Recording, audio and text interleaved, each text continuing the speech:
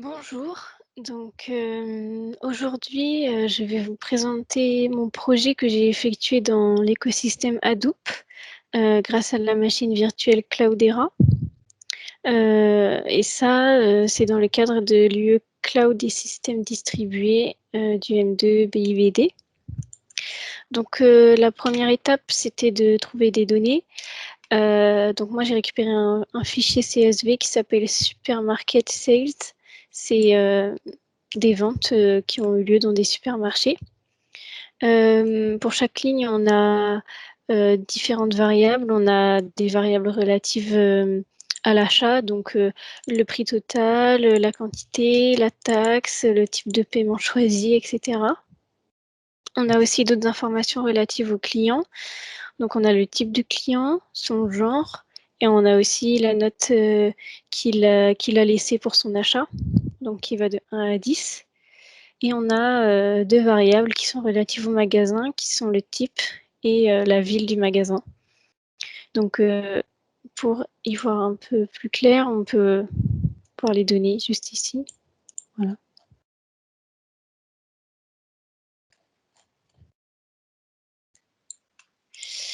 Ok. Donc on va rester donc avec ces données. Donc pour commencer, je me suis créé un utilisateur HUE pour un peu pour que les données soient, on va dire, en sécurité dans mon espace. Et donc ensuite, j'ai pu commencer à utiliser HDFS. Donc j'ai tout d'abord créé un répertoire de travail avec la commande mkdir. Donc j'ai exécuté cela et donc j'ai nommé mon dossier data. Ensuite, j'ai chargé les données avec la commande put, donc c'est-à-dire que j'ai pris des données qui étaient dans la machine virtuelle Cloudera et je les ai mises sur le HDFS dans mon dossier data. Et pour vérifier que ce chargement avait bien été fait, j'ai exécuté la commande ls dans mon dossier data et on voit bien que dans mon dossier, il y a le fichier. Donc on peut aussi aller vérifier.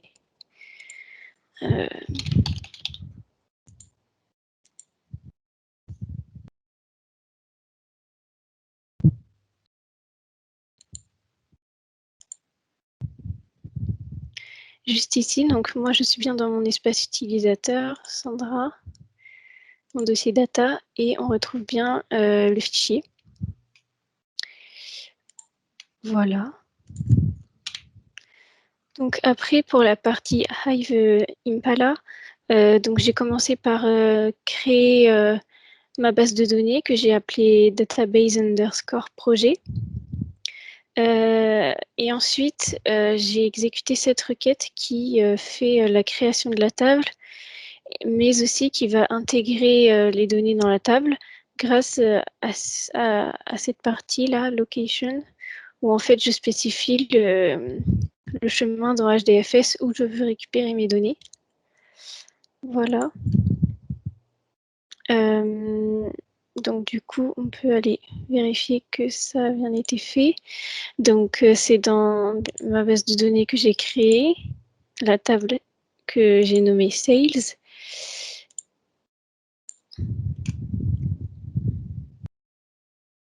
Et dans la partie sample, on voit bien que toutes les données du fichier sont chargées. Voilà. Donc ensuite, on peut faire des petites requêtes sur nos données. Donc par exemple, la première requête que j'ai choisie, c'est une requête qui permet de savoir est-ce que il y a une différence de dépenses entre les hommes et les femmes parmi les achats qui sont dans notre fichier. Donc du coup, je vais aller sur Impala. Et je vais exécuter ma requête. En fait, cette requête, donc, elle prend le genre possible et elle met en face le total dépensé par genre. Et donc, on voit bien ici que les femmes semblent dépenser plus que les hommes d'après les chiffres. Alors après, on pourrait se dire, peut-être que ça vient du fait que dans le fichier, il y a plus de femmes. Donc, s'il y a plus de femmes, forcément, la somme va être plus élevée. Donc, du coup, on va vérifier ça en comptant, en fait, tout simplement dans le fichier, combien il y a d'hommes et combien il y a de femmes. Et on se rend compte qu'en fait, du coup, il y a 2 femmes de plus, c'est tout, mais grosso modo, il y a le même nombre. Donc, en fait, on peut effectivement conclure que d'après ce fichier, les femmes ont plus dépensé. C'est juste ici. Voilà, donc ça, c'était la première requête. Une autre requête possible, c'est essayer d'obtenir un top 3 des produits les plus vendus selon leur catégorie. Donc, pour ce faire, on va prendre toutes les catégories possibles qui sont recensées dans le fichier. On va leur mettre en face la quantité totale pour chaque catégorie qui a été vendue. Et le limite 3 va permettre en fait de prendre uniquement trois catégories de produits. Et ce sera les 3 premières grâce au order by qui est mis dans le sens descendant. Donc, du coup, on aura les trois plus grandes quantités, en fait. Voilà. Et donc, ici, on peut voir que, du coup, on a donc nos trois catégories de produits. Donc, c'est en premier Sports and Travel, en deuxième Home and Lifestyle et en troisième Health and Beauty. Et donc, ces 3 catégories, c'est donc les 3 qui ont la quantité la plus élevée. La première avec 920, l'autre avec 911 et la dernière avec 854. Voilà. Ça, c'était la requête 2. Et il y a une troisième requête aussi qui a pour but d'identifier pour chaque catégorie de produits la note minimale et la note maximale attribuée par les clients.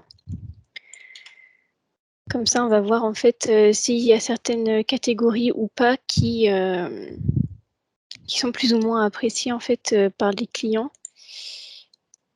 Et on voit ici, alors on va mettre plutôt sous forme de tableau pour que ça soit plus lisible. Donc on voit ici toutes nos catégories recensées avec la note minimum et la note maximale.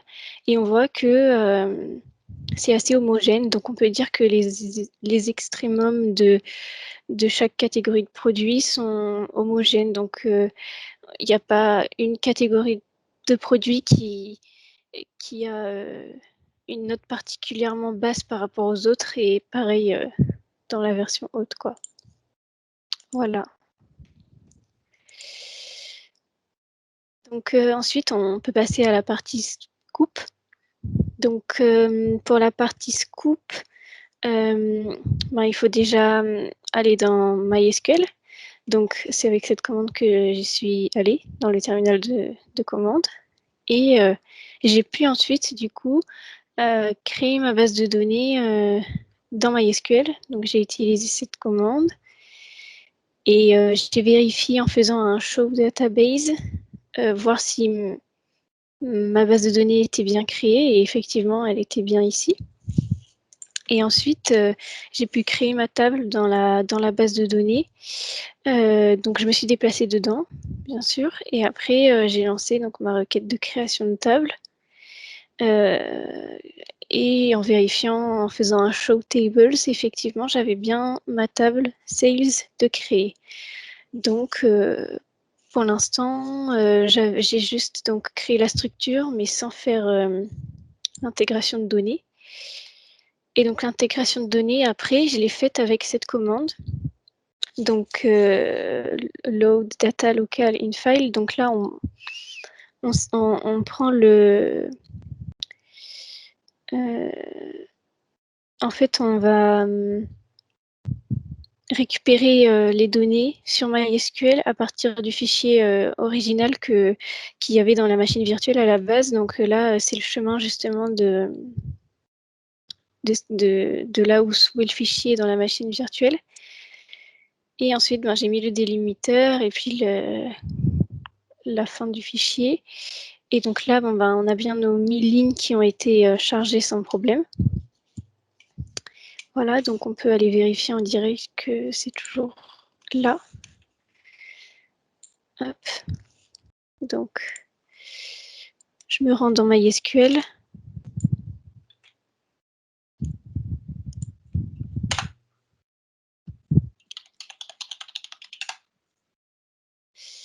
Ok, je me rends sur la base de données que j'ai créée et je vais faire un select étoile pour voir si j'ai bien toutes mes données. Et effectivement, on voit qu'elles sont là. Voilà.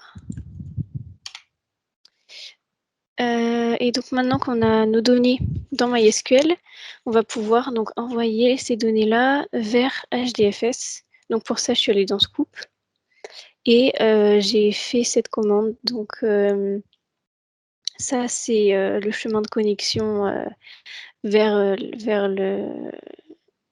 la base de données. Ici, voilà le login, le mot de passe et puis la table qu'on souhaite récupérer. Et donc, du coup, on peut aller vérifier que les données ont bien été envoyées sur HDFS. Donc, il faut que j'aille sur l'utilisateur Cloudera parce que c'est là que je les ai envoyées. Et on retrouve bien donc la table Sales. Et en fait, là, ici, c'est du coup le résultat obtenu. Et c'est un peu sous cette forme-là parce que en fait, c'est un job MapReduce qui est exécuté.